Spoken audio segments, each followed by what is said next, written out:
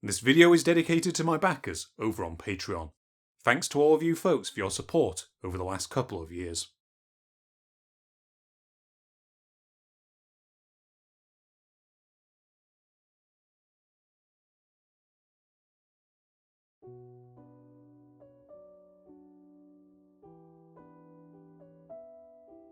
In April of 1799, a new volume was published in London. Titled Travels in the Interior Districts of Africa, it carried the account of a British adventurer who claimed to have been the first white man to reach the river Niger and live to tell the tale. According to some overly enthusiastic reviews, he had even journeyed as far as the semi-mythical cities of Hausa and Timbuktu, the houses of the latter of which were said to be covered in gold. The book became an instant bestseller, going through 6 editions in just over a decade, and counting amongst its initial subscribers His Majesty King George III. Alongside its vivid account of the peoples and countries of Western Africa, it also laid bare the horrors of the slave trade of the region and the dim opinion of its residents towards Europeans.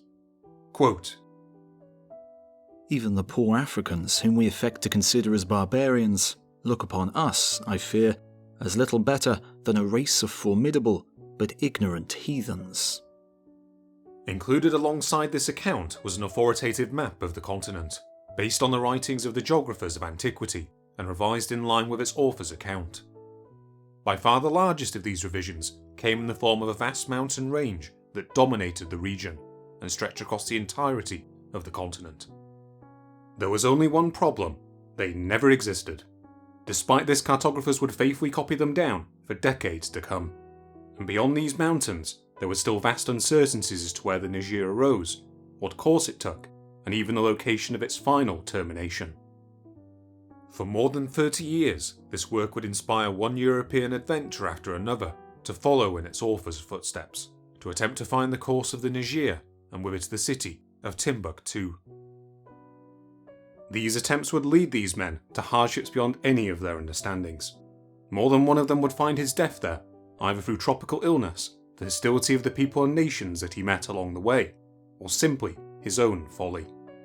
This is the story of the initial European exploration of Western Africa, of the peoples and countries that called that region home, and of the men who were often willing to risk their lives simply for the pursuit of knowledge and lasting fame.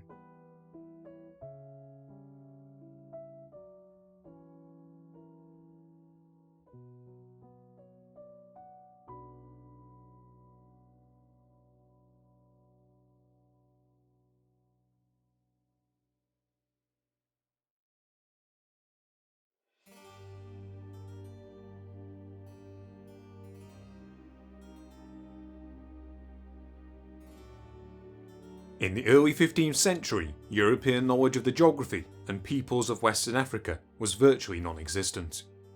The last known expeditions along its coastline, the semi-mythical voyages of the Carthaginian explorer Hanno, were nearly 2,000 years old, and the last organised attempt to cross the Sahara dated to the Roman period.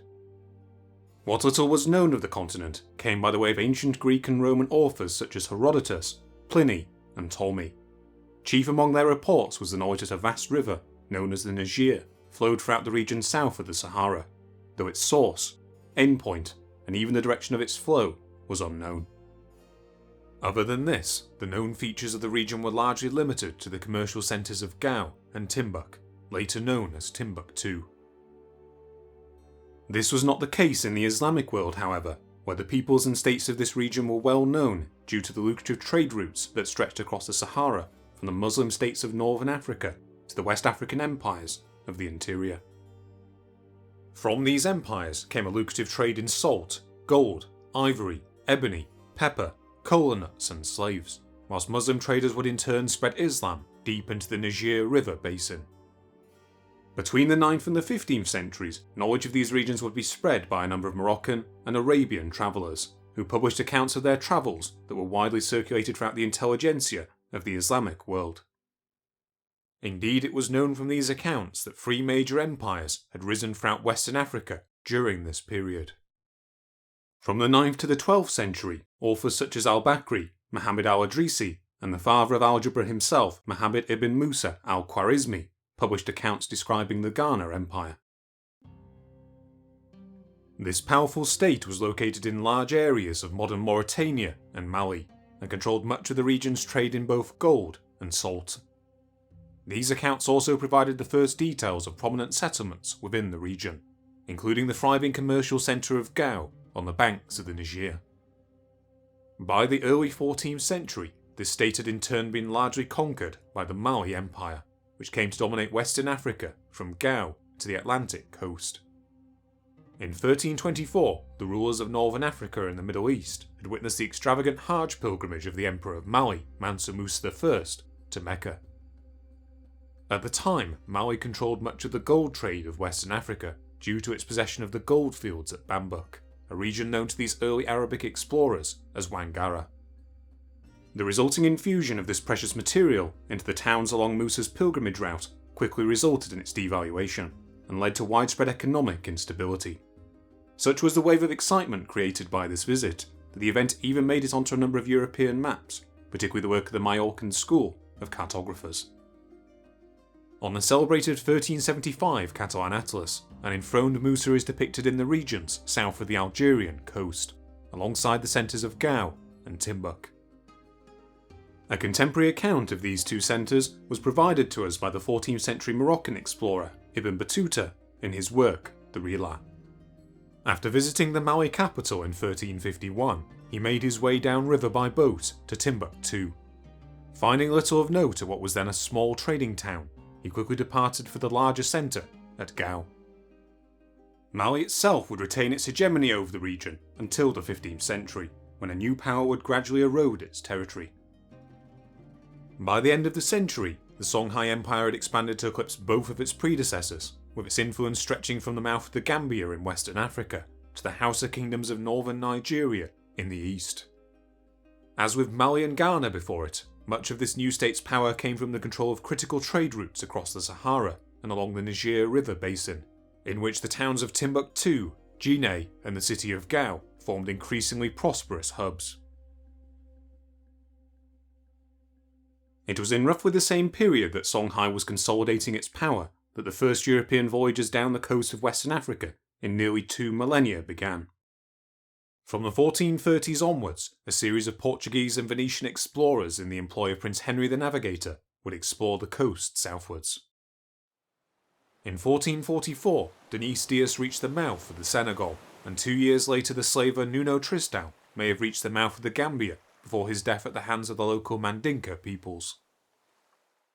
In 1460, Pedro de Sintra observed the mountains of Sierra Leone, naming them after the growling thunderstorms that lurked within their peaks. These initial voyages were largely motivated by European observations of the lucrative trans-Saharan trade of northern Africa. By exploring the western coast, the Portuguese hoped to circumvent this trade and to open a direct trade route with the interior. After the death of Henry the Navigator in 1460, these efforts were continued by one Fernão Gomes, with captains in his employment reaching the Bight of Benin by the 1470s. In the early 1480s, however, the increasing observations of the local gold trade in this region led the Portuguese crown to intervene more directly. In 1482, King John II sponsored a major expedition to the Bight, the shores of which quickly became known as the Gold Coast.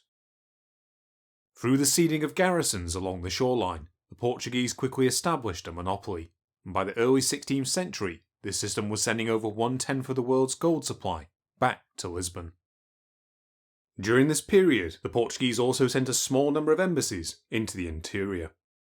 In addition to an embassy sent to the then declining Mali Empire, there may have been some Portuguese presence in Timbuktu, and remains of Portuguese cannon had been found further west, at Gao. However, due to the secrecy with which these dealings were conducted, whatever knowledge these embassies gained of the interior would remain unknown to the rest of Europe. In the early 17th century, a small number of British explorers would also attempt to seek out the mysterious riches of the African interior.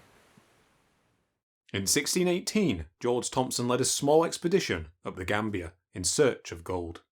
This effort quickly led to disaster. After establishing a small trading post, the expedition was stranded when the Portuguese seized their ship. Another vessel did eventually arrive to relieve them, but Thompson refused to embark. Acting on rumours of gold in the region, he took 8 of his companions and set off to meet with a local slave owner and trader by the name of Beaufoy Sano. Unfortunately for him, the trader never arrived, and Thompson was murdered soon after by his own companions. In 1620, a British explorer by the name of Richard Jobson made another excursion up the river as far as the Barraconda Falls, where he succeeded in meeting with Beaufoy Sano. More interested in trading for textiles and ivory, he refused Sano's offer to purchase slaves, but during their dealings he did learn something of the gold trade of Timbuktu. Quote, "And proceeding further, he said, this country above does abound therewith, in so much as these eyes of mine have been forth several times, at a great town above, the houses wherewith are only covered only with gold." Jobson eventually returned to England and published an account of his journeys in 1623. Despite this, these expeditions marked the last major British efforts to explore the region for more than a century. In the meantime, the focus of Portuguese interest in Western Africa had been undergoing a dramatic transformation, the ramifications of which still echo today.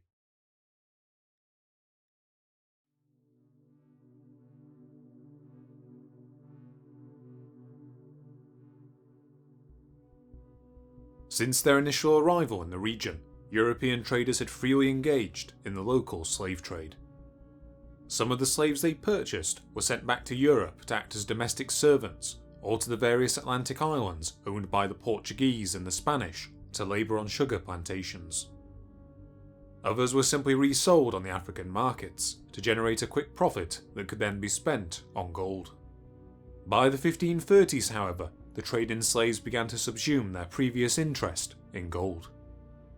That decade, the Portuguese began to export slaves to the Americas to work on the sugar plantations of Brazil, whilst the Spanish would also begin to purchase large numbers to work in the silver mines of Peru and Mexico. The majority of slaves exported from Africa during the 16th century still came from across the trans-Saharan trade routes, but by its end, the Atlantic trade had grown to almost a third of the market. In the 17th century, this trade would eclipse that of Northern Africa entirely, mostly due to the increased demand for slave labour on the sugar plantations that were now spreading throughout North America and the Caribbean. After initially being dominated by the Portuguese and the Spanish, this period also saw Britain and France become the leading participants in the West African slave trade, with other European states such as the Netherlands, Denmark, Sweden, and various German states controlling smaller shares. By the mid-17th century, Britain alone was sending some 25,000 slaves a year to the Americas. During the peak of the trade during the 18th century, it is estimated that 6.5 million slaves were forcefully transported across the Atlantic, with some 88% of these coming from the western coastline along the bights of Benin and Biafra, along with the Congo Basin. After some initial attempts at conducting their own slaving expeditions into West Central Africa, the European presence became largely limited to coastal trading posts. Here they could avoid the risks of the interior, where their lack of immunity to tropical diseases such as malaria, yellow fever, and dysentery meant that life expectancy was extremely short. By manipulating more local forms of slavery that already existed amongst the African kingdoms, these traders were able to ensure a steady supply of captives for sale overseas. Indeed, in many of these states, slavery rapidly evolved from its previous systems of kinship and pawnage into a system around which much of the economy revolved. With slaves now consisting of the primary source of wealth, African kingdoms were incentivized to adopt a constant pattern of local warfare that would result in a steady stream of captives that could be sold along to Europeans on the coast. The result of all of this was that between the early 16th century and the late 19th century, somewhere in the region of 12.5 million people were enslaved and transported across the Atlantic. Of these slaves, it is further estimated that some 1.8 million died due to the horrific conditions they endured during transportation, the victims of European diseases and mass overcrowding on slave vessels. Finally, millions of slaves are also thought to have died in the seasoning camps of the Americas, whilst millions more likely perished during slave-taking wars and raids within Africa itself. Perhaps more people than ever left the continent as slaves.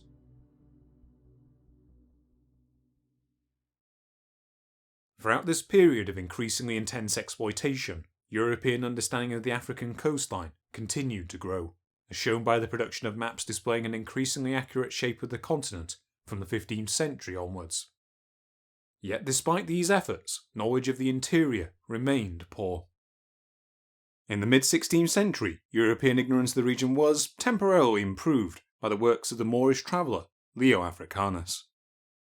Originally a native of Granada in southern Spain, in his early life he claimed to have accompanied his uncle on a diplomatic mission south of the Sahara. There is some uncertainty as to exactly how far south he ever made it, but his reports included important details on the then thriving city of Timbuktu, the evolving Songhai Empire, and a series of states further to the east. In 1518, whilst he was likely returning from a pilgrimage to Mecca, he was captured by corsairs and forcefully converted to Christianity. Now in Rome, he came under the patronage of Pope Leo X, and in 1526 he either wrote or dictated his account of the geography of Western Africa. This account would be published in edited form in 1550, and would prove an enormous success throughout Europe, resulting in a number of embellished translations into Latin, French, and English. In the early 17th century, an abridged version of Muhammad al-Idrisi's work was also published in Latin, which filled in some gaps in European knowledge of West African geography and history. Despite these two accounts, however, vast holes remained.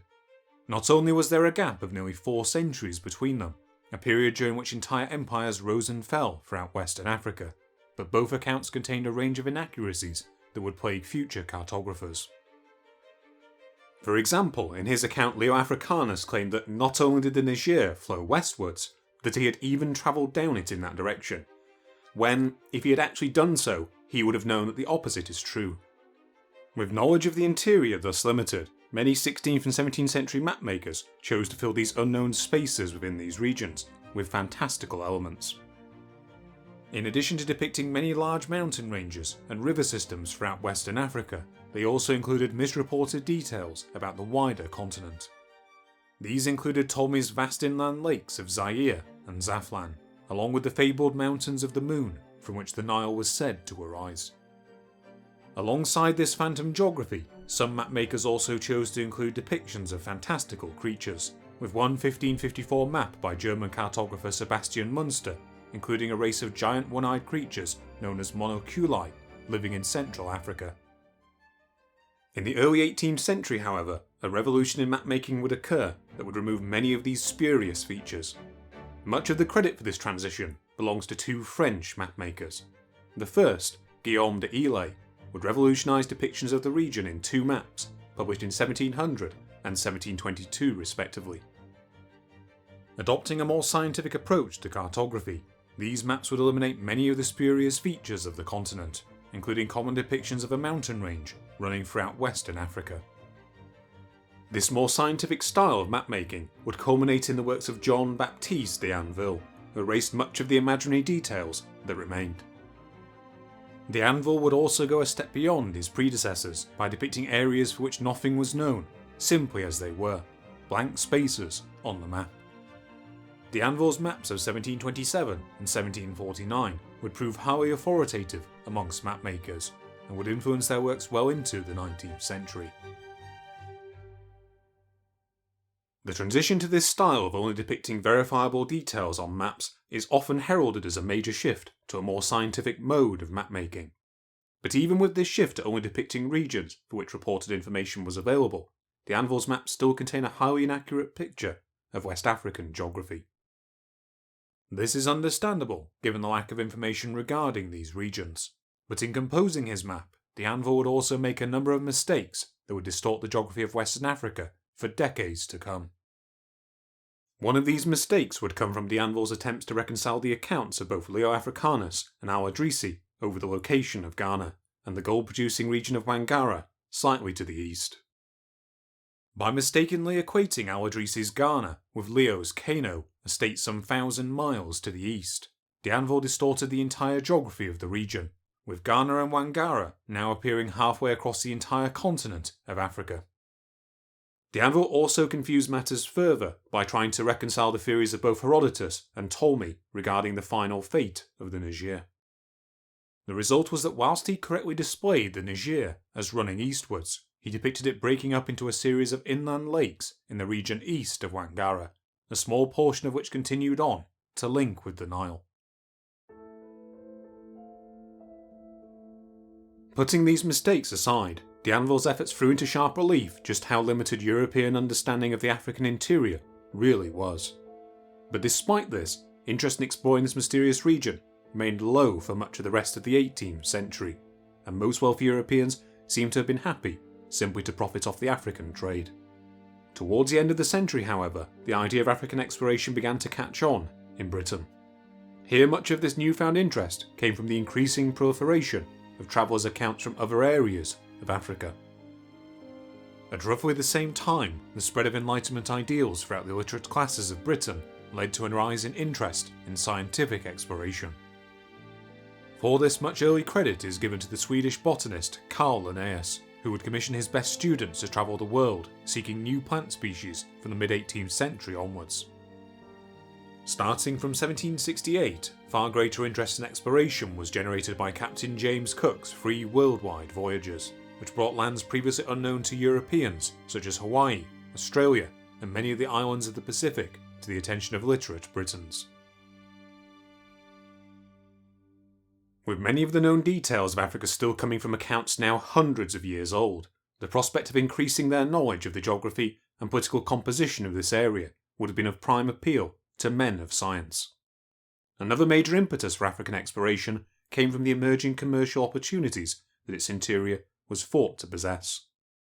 By the late 18th century, a combination of the emerging Industrial Revolution and increasingly lucrative international trade networks had already resulted in a vast increase in European wealth. Over the course of this century, British trade income derived from Africa alone had multiplied by over 8 times, with the region's local kingdoms now becoming a prime market for English textiles, along with large amounts of weaponry and gunpowder. This trade contributed to the development of an increasingly prosperous class of merchants based in Atlantic ports. Many of these merchants were already used to conducting trade on a worldwide scale, and it is understandable then that to these men, the unknown interior of Africa came to symbolise an area of untapped commercial possibilities. The continuing gold trade across the Sahara, though now somewhat reduced from prior centuries, may also have served as an additional impetus. With all of this in mind, it is unsurprising that as the 18th century began to draw to a close, a new group combining each of these interests was founded in London. It would be the actions of this group that would determine much of the early course of European exploration throughout Western Africa, and do much to dispel its mistaken image as a dark, savage continent.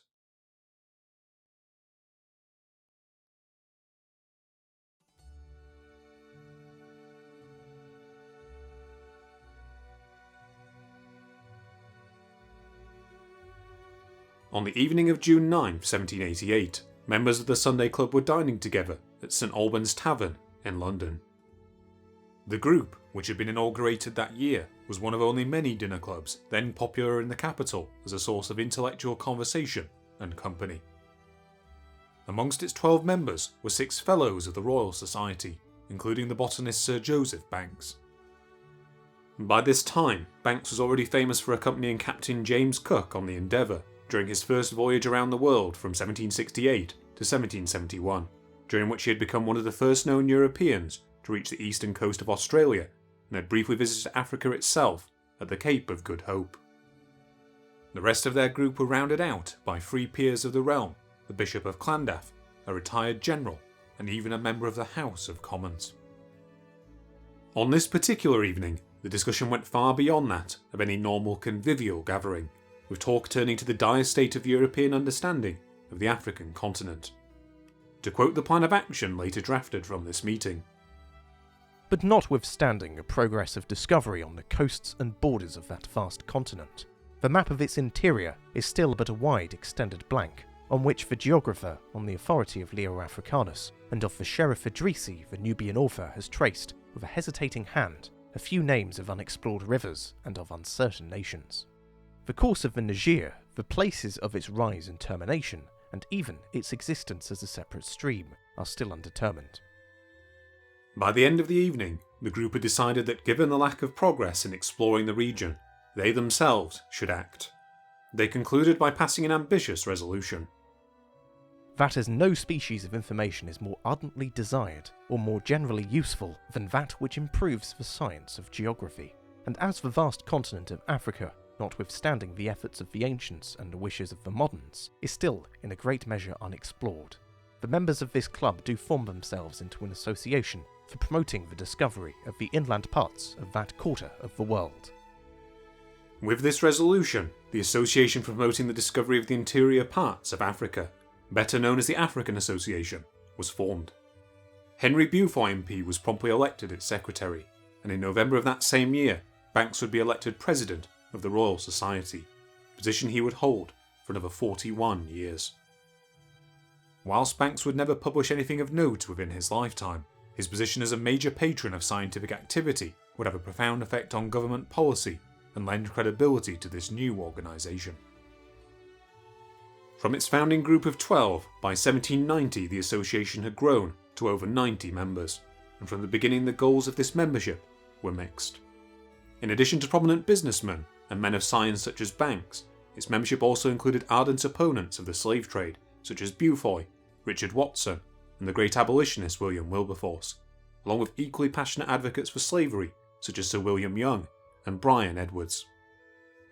And whilst the stated goal of this association was the acquisition of new knowledge, it also wasn't averse to advancing British trade interests in the region, particularly when it came to the local gold trade.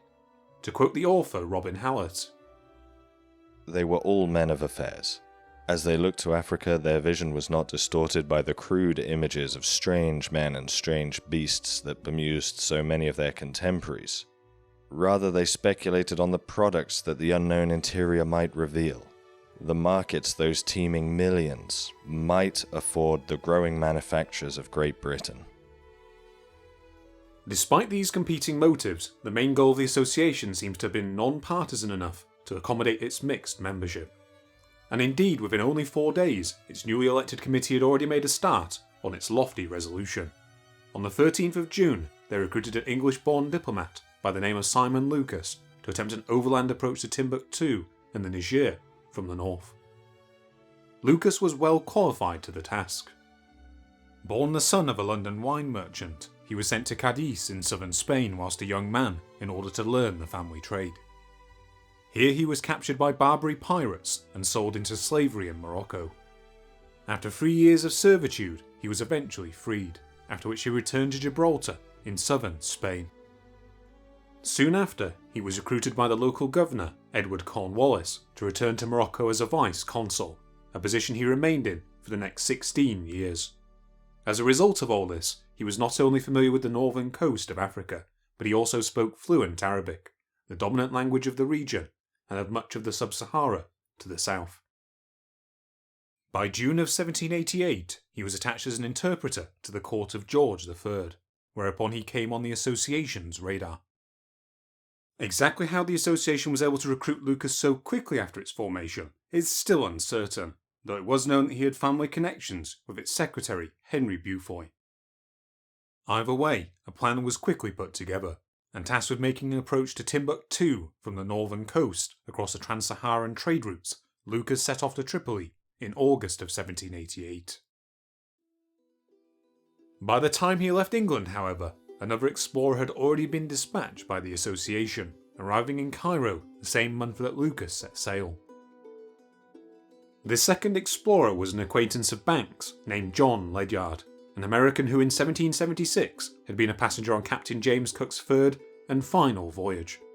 In 1779, he had witnessed Cook's death in Hawaii during a failed attempt to take a local chief captive in order to ransom back a small sailing vessel taken from his ship. After returning from the voyage and later failing as a fur trader, Ledyard would have a chance encounter with Thomas Jefferson in Paris in 1786. Their meeting certainly seems to have made an impression on Jefferson, who devoted the following passages to Ledyard in his autobiography. In 1786, while at Paris, I became acquainted with John Ledyard of Connecticut, a man of genius, of some science, and of fearless courage and enterprise. He had accompanied Captain Cook, had distinguished himself by an unrivalled intrepidity. Ledyard had come to Paris in the hope of forming a company to engage in the fur trade of the western coast of America. He was disappointed in this, and being out of business and of a roaming, restless character, I suggested to him the enterprise of exploring the western part of our continent by passing through St. Petersburg and Kamchatka, and procuring a passage thence in some of the Russian vessels to Nootka Sound, whence he might make his way across the continent to the United States, and I undertook to have the permission of the Empress of Russia solicited. For the next 2 years, Ledyard would act on Jefferson's suggestion, travelling through Russia in an attempt to reach the Pacific. By 1788, he had made it as far as Siberia, only to be detained after the government of Empress Catherine the Great appears to have changed its mind. From here, he was dragged all the way back to the Polish border, then expelled from Russia under the threat of execution should he ever return. Now near Destitute, Ledyard was able to borrow his way back to England using Banks' name. Here, despite his lack of experience with the region, Banks quickly recruited him for a second expedition into Western Africa. With Lucas taking the northerly route, Ledyard was instead entrusted with travelling southwards from Egypt to Sennar in modern Sudan, then to cross over to Mecca. Here he was expected to learn from the locals of traders headed for Western Africa, then cross back over to the continent and join a caravan all the way to Timbuktu. When asked by Beaufoy how soon he could be ready, he responded without hesitation: tomorrow morning. Despite his lack of familiarity with Africa, Ledyard initially made some progress. Leaving England on the 30th of June 1788, he reached Alexandria that August, before heading south to Cairo. Here he visited the slave markets, where he learned something of the trade networks that stretched to the south and west, all the way to Timbuktu. At Cairo, however, his efforts came to nothing. There he paused, intending to join a caravan to Sennar. This poorly chosen route would likely have ended with Ledyard's ruin, as it's highly unlikely a European man who spoke no Arabic could have made it to Mecca. However, Ledyard would never have a chance to make the attempt. A few weeks after arriving in Cairo, he came down with a bilious complaint. To combat its effects, he took a powerful dose of acid of vitriol. Immediately afterwards, he began to feel a burning pain, for which he took an emetic. After a continuous discharge of blood, he died on the 10th of January 1789. In short, John Ledyard, that man of genius, of science, and of fearless courage and enterprise, had managed to kill himself by drinking sulphuric acid. In the meantime, Simen Lucas had arrived in Tripoli the previous October. After waiting several months for a trade caravan towards the Fezzan, during which time he adopted Arab dress and let his hair grow out, he finally set off in February of 1789. Escorted by 2 local sheiks, he made it as far as the coastal city of Misrata. Here he was forced to stop when his route was blocked by warring tribes to the south. After being abandoned by his guides, Lucas gave up. Having never left the coast, he was back in England by July of that year. Whilst these first 2 attempts had been failures, the enthusiasm of the members of the African Association was undented. As noted by many of their future chroniclers, these were powerful men and they were used to getting their way.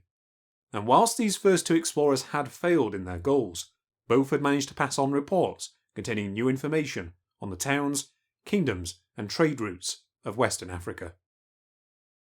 In Lucas's case, he had managed to interview an elderly sheik by the name of Imhamed whilst waiting to cross the Fezzan, who provided him with a detailed description of the regions of Bornu and Katsina to the south, along with other nations beyond the Niger itself. These observations were further corroborated by an account given by a Moroccan man known as Ben Ali, who had visited London in 1788.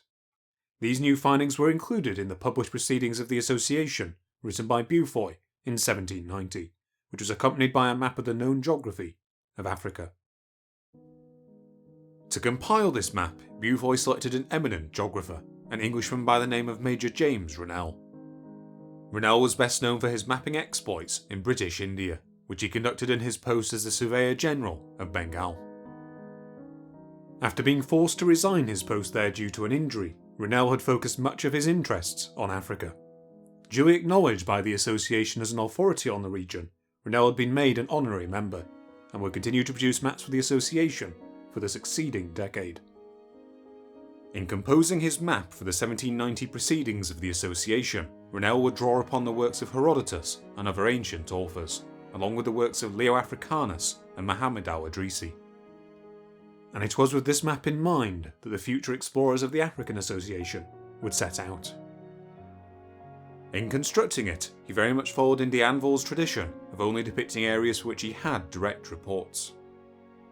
And, considering the quality of information that he had to rely upon, his work was commendable. But even with the limited information available at the time, he made some pretty clear mistakes. For example, he seems to have been largely unaware of contemporary French reports of the Senegambia region, and beyond the rivers themselves, what few features he depicts in this region are inaccurate.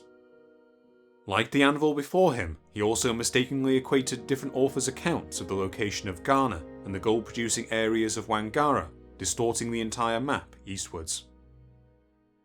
In a less avoidable mistake, Rennell also depicted the Niger running westwards, as reported by both al-Idrisi and Leo Africanus, with the river beginning nowhere in particular, and ending nowhere in particular. Not long after Rennell's map was published, its contents received further corroboration by another Moroccan visitor to London. Known only as Shebeni, this visitor lent his authority to the African Association's findings so far, though by all accounts his description of the region was little more than nonsense. One important piece of information contained in this account, however, was his claim that another powerful state known as Hausa existed to the southeast of Timbuktu. Whilst this term is now known to refer to a language spoken by a group of peoples and nations throughout what is now Niger and northern Nigeria, Shebeni instead described it as a city, not far removed from the early descriptions of Timbuktu. To quote the minister and author Ezekiel Blomfield, who included some of Shebeni's claims in his volumes on world history and geography, another celebrated city in the interior of Africa is Hausa, the capital of an African empire on the banks of the Niger, a city which has excited much curiosity among men of science since it was first mentioned to a committee of the African Association about the year 1790. The person from whom they received their information was an Arab of the name of Shabani. He described the government as monarchical, yet not unlimited.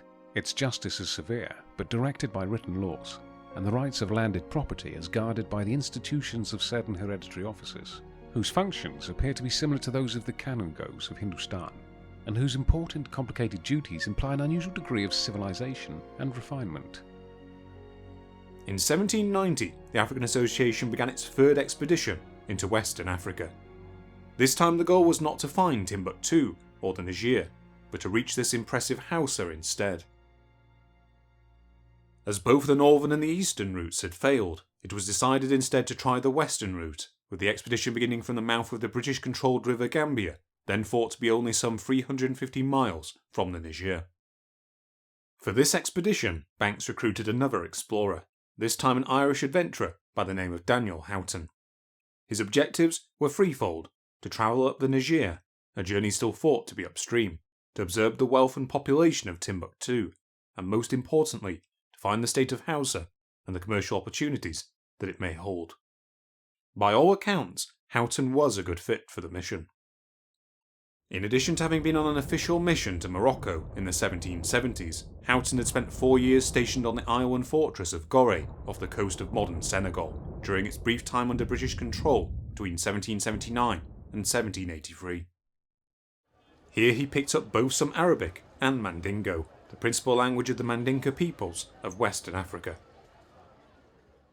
After the recapture of Gorée by the French, Houghton had also attempted to convince the British government to fund an expedition to find the source of the Gambia, and perhaps as a result of this, he drew the attention of the African Association. In October of 1790, he sailed from Plymouth, bound for Western Africa.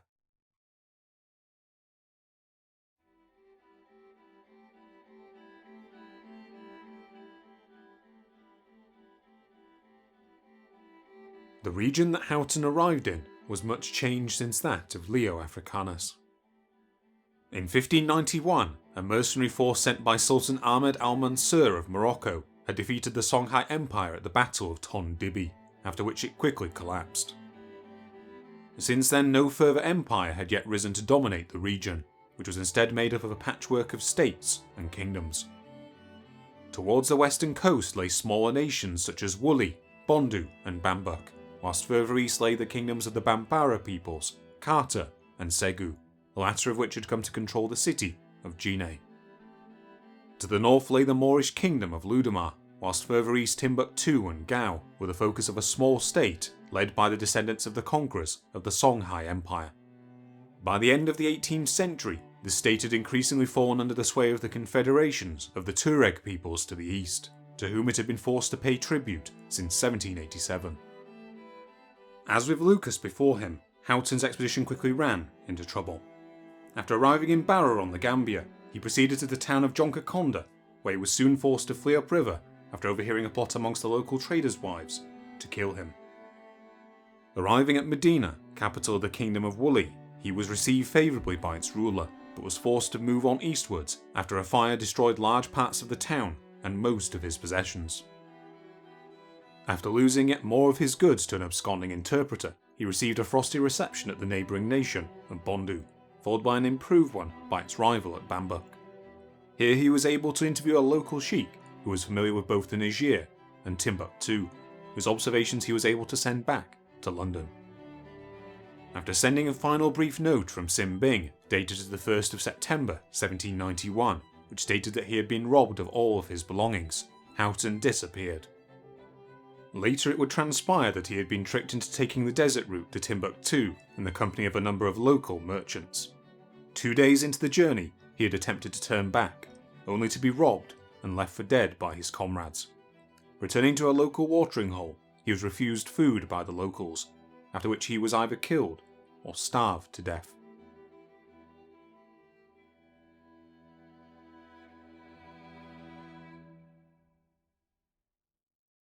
This third failure did nothing to dampen the resolve of the African Association.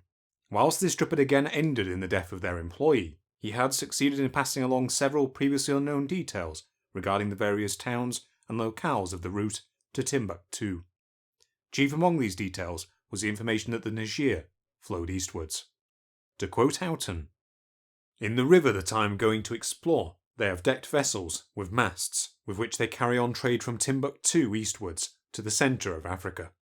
I mean to embark in one of them from Jine and Bambara to Timbuktu." Regarding the state of Hausa, however, Houghton's reports were confused. According to some of those he was able to interview, Hausa was indeed a city, located only a few days downriver from Timbuktu. According to others, however, Hausa was in fact a country. Or both.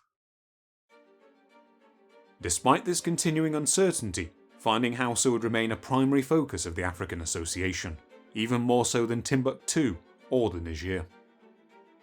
And indeed, by 1792, the euphoria generated by Houghton's initial reports in the African Association's membership was such that its committee was able to petition the government to follow up on his discoveries. Whilst this interest obviously cooled a little after Houghton's disappearance, in May of 1793, a young man named James Willis volunteered to act as consul to the region, and the association would vote more directly to propose his appointment. But as there is reason to believe that an extensive and lucrative trade from Great Britain may be opened by the way of Gambia and the Niger, which would equally promote the interests of the public and facilitate the geographical improvements that are the peculiar objects of this association, the committee will be requested to propose to the government at least the experimental and temporary appointment of a consul to Senegambia. In the meantime, James Rennell would revise his map to match Houghton's observations, including important regional centres on the way to Timbuktu, such as Bambuk, Segu, Yamina, and Bambara. One report of Houghton's he did discount, however, was the idea that the Niger continued across Africa until it joined the Nile in Egypt. From Shebeni's account, he made no inclusions at all, which turned out to be a wise move given its largely fantastical nature. In 1794, the African Association's proposal was accepted by the government, adding an extra stamp of authority to its efforts. Willis was appointed as consul and dispatched to the town of Fatatenda with a ship and garrison of 50 soldiers. Meanwhile, Banks and the African Association returned their focus to another expedition into the interior. Before Houghton's death was even confirmed, Banks had already recruited another explorer to make the next attempt to reach the Niger. This time he would choose a young benefactor of his who had recently returned from his own trip to the East Indies. After the failures of Lucas, Ledyard, and the at best limited success of Houghton, this young man's expedition would finally provide the success that the African Association had been expecting.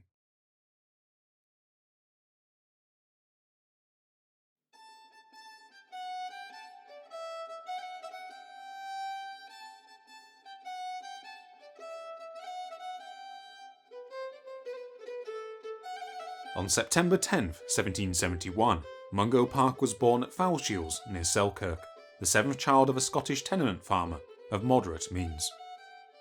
After being privately tutored as a young man, Park attended a grammar school in Selkirk, where he acquired a reputation for being both shy and bookish. This reputation would stay with him for the rest of his life, with many of his later acquaintances commenting on his reserved nature and devout Calvinism. After completing his studies there, he rejected his father's intended career of the church, instead training as a surgeon. After first serving as a medical apprentice to Dr. Thomas Anderson in Selkirk, whose son Alexander became his lifelong best friend, Park enrolled at Edinburgh University in 1788, paying an estimated annual tuition of £30. Here Park would indeed prove to be a diligent student, though perhaps not an eager one, and developed an interest in botany that would aid his future career. In 1792, he likely came onto Joseph Banks' radar through their mutual friend, James Dixon, by now Park's brother-in-law. A keen botanist himself, Banks was more than happy to sponsor Park's career. According to Park's later biographer, Lewis Grassick Gibbon, their first meeting was a rocky one, with the young man being so tongue-tied that Banks didn't know what to make of him. Even if this was the case, Banks continued to sponsor his career, and despite his youth, Dixon had him elected an associate member of the Linnaean Society. In January of the next year, he passed an oral examination at the Company of Surgeons, after which Banks' recommendation won him an appointment as an assistant surgeon on a vessel bound for the British East Indies. Going by his own words, Park was elated, with one letter to his friend Alexander Anderson carrying his soon-to-be trademark optimism. Quote, I have too much to say and must therefore speak by halves. The melancholy, who complain of the shortness of human life, and the voluptuous, who think the present only their own, strive to fill up every moment with sensual enjoyment. But the man whose soul has been enlightened by his Creator, and enabled, though dimly, to discern the wonders of salvation, will look upon the joys and afflictions of this life as equally the tokens of divine love. He will walk through the world as one travelling to a better country, looking forward with wonder to the author and finisher of his faith. P.S. I sail in a month. Despite taking place during the opening months of Britain's involvement in the war of the First Coalition against revolutionary France, Park's maiden voyage was largely uneventful.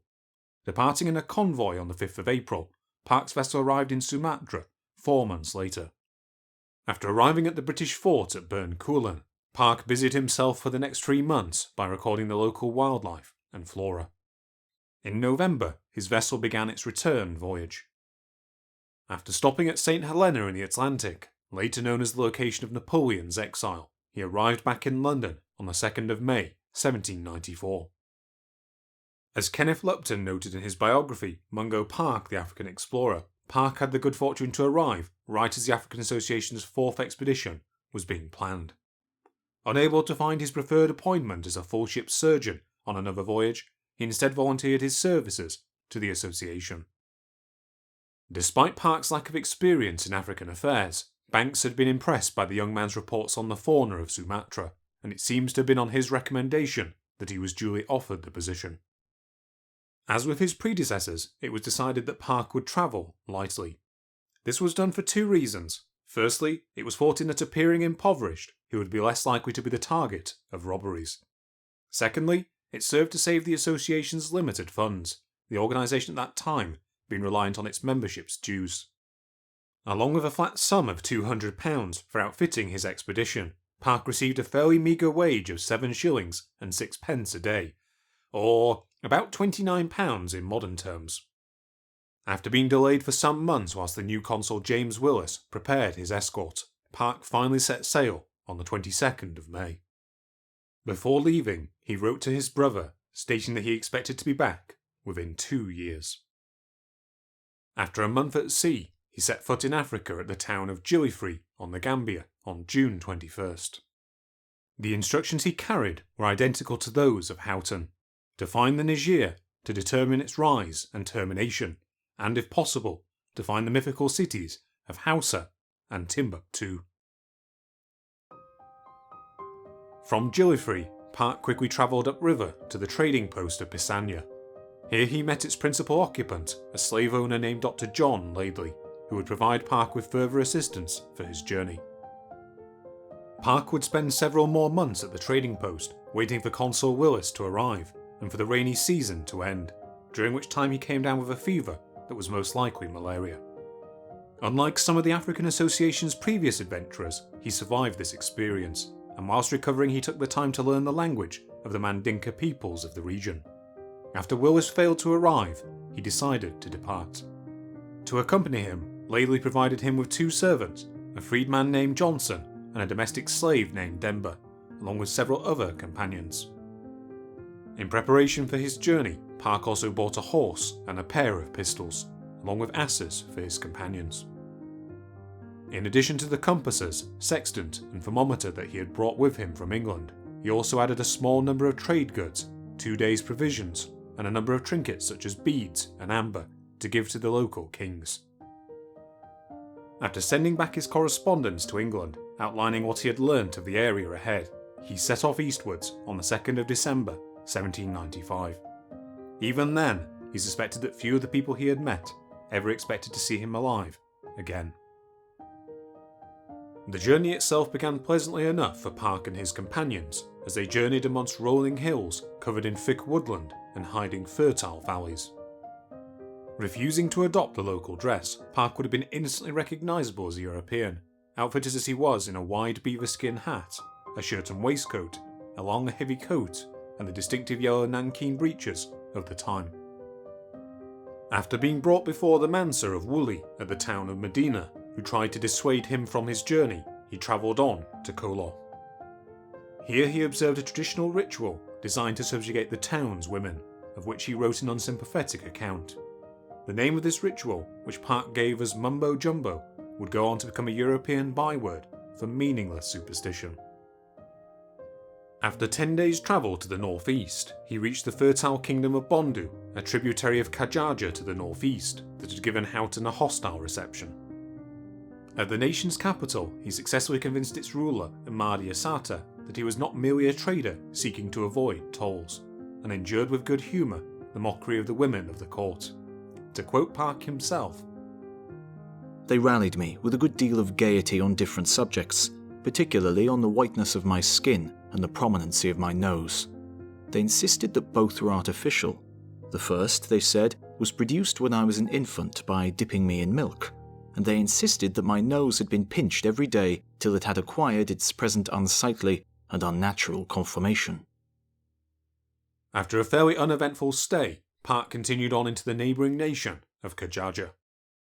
Here he had his first legitimately dangerous incident on Christmas Day, when a group of 20 horsemen arrested him on behalf of the local king. Accused of avoiding paying traders' fees, Park managed to pay them off, but at the cost of half of his belongings. Soon after, he ran into a man named Demba Sego, nephew of the king of the neighbouring nation of Kasso, who was then on a diplomatic mission to try and improve his country's poor relations with Kajaja. Accepting his aid, Park went with him and his retinue to Kasso, crossing the Senegal on the 28th of December. However, Sego would soon prove a difficult companion, demanding repeated presents in return for his protection. After reaching the town of Tisi, Park soon discovered that Kasso was under the threat of invasion from the Moors of Gudimaka to the north, as well as on the brink of war with Kajaja. After anxiously waiting at the town until the 10th of January, Park finally managed to leave, but not before his belongings were halved again by the local duties and the demands of Demba Sego. A day later, he was in Jumbo, the hometown of one of his companions. Witnessing the man's emotional reunion with his blind and elderly mother, Park would later be moved to write the following. Whatever difference there is between the African and European in the conformation of the nose and the colour of the skin, there is none in the genuine sympathies and characteristic feelings of our common nature. From here, Park continued on to Kasso's capital at Koniakari. Unlike his nephew, Mansa Dembo Sego Jala was well disposed towards his European visitor, and warned Park that the next kingdom on his itinerary, Kata, was also expecting an invasion from the rival Bambara kingdom of Segu to the south. With the Mansa unable to provide him with a guide to Segu, Park and his companions chose to continue on to Kata. Here the change in terrain from fertile woodland to a sandy plain would have only underscored the imminent threat of war. Along the way, Park passed entire villages deserted by their inhabitants, along with bands of fleeing refugees. At the capital of Kemmu, he was again received favourably by the local ruler, Famadise Coulibaly, who advised him to turn back until the end of the dry season, when the fighting would die down. In the middle of this interview, however, word arrived that the Segu army was advancing, and the next day the Fama sent Park and his remaining companions, Johnson and Demba, north with a group of horsemen to Jara in neighbouring Ludamar. The first night on the road, his party was robbed by a group of Moorish men, and to avoid further problems, much of their march was conducted at night. On the 18th of February 1796, he finally arrived in the frontier village of Sim Bing, where Daniel Houghton had sent his last message to Laidley 5.5 years prior. Here Park also wrote his final letter to Laidley, which he received on August 1st. From then on, there would be no word of Park's fate for almost a year. From Sin Bing, he continued to the large town of Jara, near the border of modern Mali and Mauritania. Here Park succeeded in discovering Houghton's fate, and whilst he could not determine the previous explorer's exact cause of death, he was led to the place where his body had been left for scavengers. Considered an infidel by the townspeople, he was robbed repeatedly during his stay, before eventually trying to flee at midnight. Despite his best efforts, he and his companions were soon captured and dragged north to Benaum, where he was detained by King Ali of Ludamar for months. During this time he was mocked on a daily basis by the inhabitants, who kept him in a small hut with a hog for company, and provided him and his companions with little in the way of food or water. At one point, desperate for water, Park was reduced to drinking from a cattle trough, the water's owner having refused to give it to him from the bucket that he was carrying. These conflicts, along with others, would contribute to Park's later prejudiced descriptions of the Moors, who apparently considered him and his belongings fair game. At the end of April, he was taken north to Bubeka to avoid an army sent from Segu. Here he was exhibited to the king's wife, who wished to see a white man, and then released in late May. Now with all of his goods and most of his instruments stripped from him, he was left with only his emaciated horse, a few items of clothing, and a single compass to navigate by. Of his two original companions, only Johnson was allowed to accompany him, with Ali deciding to retain Demba as a slave, much to Park's anger. He and Johnson managed to make their way back to Jara, from where they went east to Caira. Here the two finally parted ways, and evading a party of Moors sent by Ali to recapture him, Park continued on alone. Later that day, he was robbed of his cloak by a group of free horsemen, but was able to continue southeastwards across Segu. Despite this hardship, Park somehow remained optimistic, later writing that, It is impossible to describe the joy that arose in my mind when I looked around and concluded that I was out of danger. I felt like one recovered from sickness. I breathed freer. I found unusual lightness in my limbs. Even the desert looked pleasant. Avoiding any further harm from this point onwards, Park was saved by the generosity of the local villagers, who fed both him and his horse.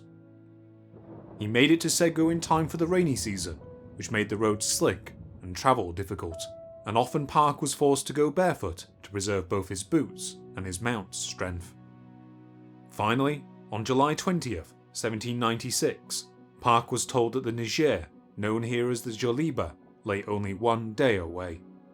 The next day, joining a group of fugitive Khartoums, he made his way eastwards. As Park later remembered, as they were coming to a section of low, marshy land, one of them suddenly cried out, "Jiwafili," see the water.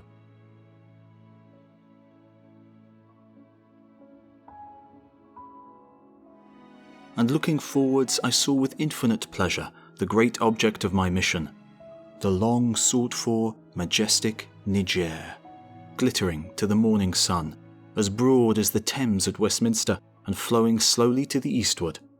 I hastened to the brink, and, having drunk of the water, lifted up my fervent thanks in prayer to the great ruler of all things for having thus far crowned my endeavours with success. After a year of illness, repeated robbery, and near starvation, Mungo Park had finally laid eyes upon the Niger.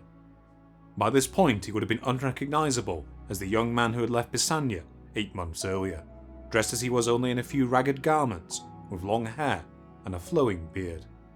His sense of wonder did not end with his sighting of the Joliba either, for on the opposite side of the river stood the sizable city of Segu, home to nearly 30,000 people. The view of this expansive city, the numerous canoes upon the river, the crowded population and the cultivated state of the surrounding country formed altogether a prospect of civilization and magnificence, which I little expected to find in the bosom of Africa. When he tried to gain entry to the city, however, Park found himself refused, and instead continued upriver towards Jine by way of Sansanding. Here he was once again detained and publicly exhibited, with the inhabitants demanding that he eat raw eggs, believing that these made up the sole diet of Europeans. After escaping early in the morning, he had a close call with a prowling lion, but managed to continue on to Silla with the help of several guides. By this point, he had lost his horse, which collapsed from exhaustion along the way, and was dogged by both fever and insomnia due to the mosquitoes of the region. At Silla, he learned that Jine was only 2 days eastwards, and that beyond the city, the Niger broke up into a large lake called Dibi, or Debo, by the local inhabitants. From here it became a wide inland delta that continued until reforming into a single channel near Timbuktu. Park himself, however, could go no further. Sitting in a damp hut at Silla, the ordeals of the past year finally caught up with him. Quote, Worn down by sickness, exhausted with hunger and fatigue, half naked and without any article of value, I was now convinced by painful experience that the obstacles to my future progress were insurmountable. Now resolved to return to the coast along the Niger, Park faced a difficult journey southwards.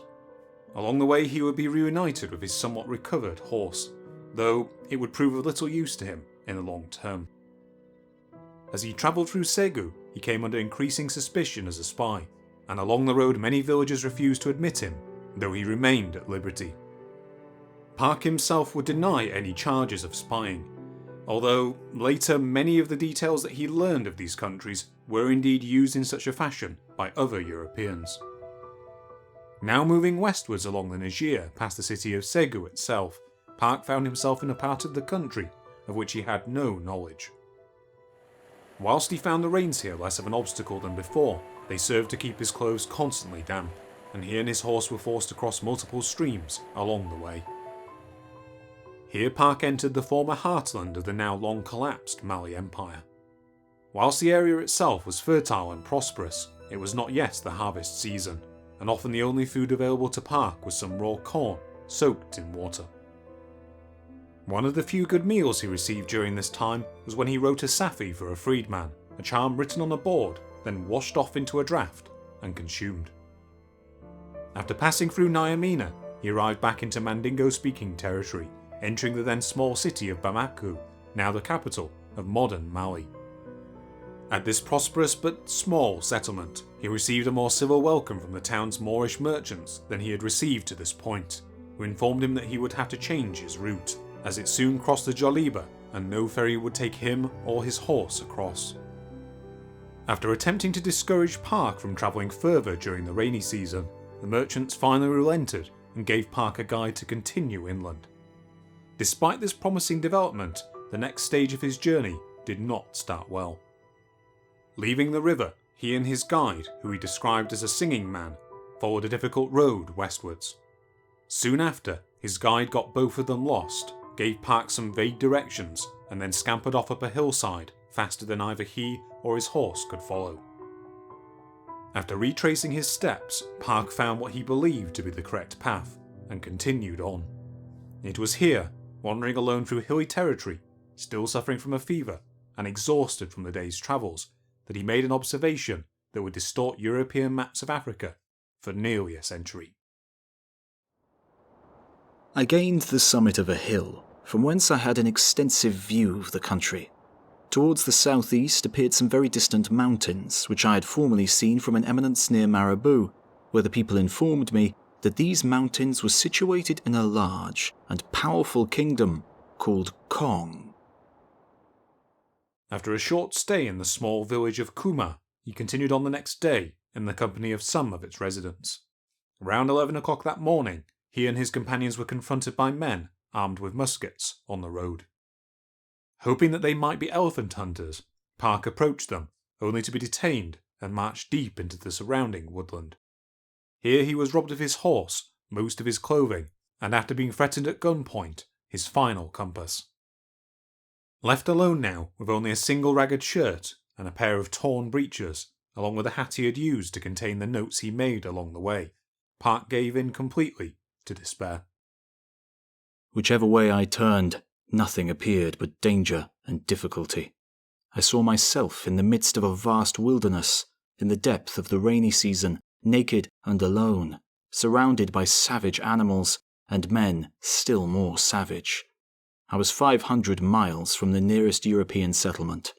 All these circumstances crowded at once on my recollection, and I confess that my spirits began to fail me.